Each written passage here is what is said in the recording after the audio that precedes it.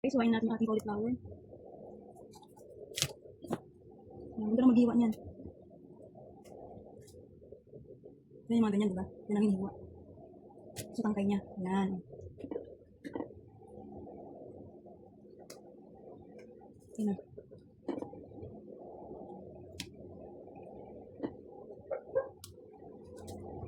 Para hindi siya masira. Kaya lang, hindi mo na maiwasan. Natatamaan.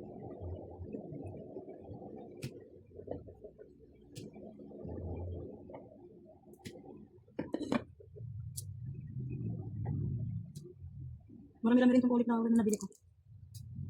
Yan. Buo pa din. Naman na isa natin.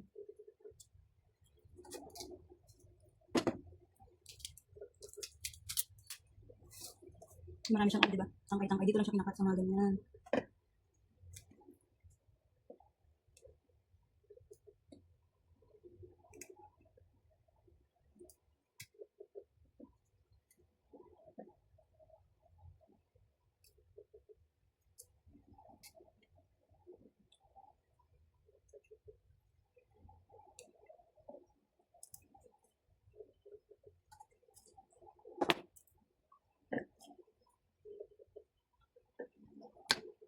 Ito na guys, yung ating nakat na cauli.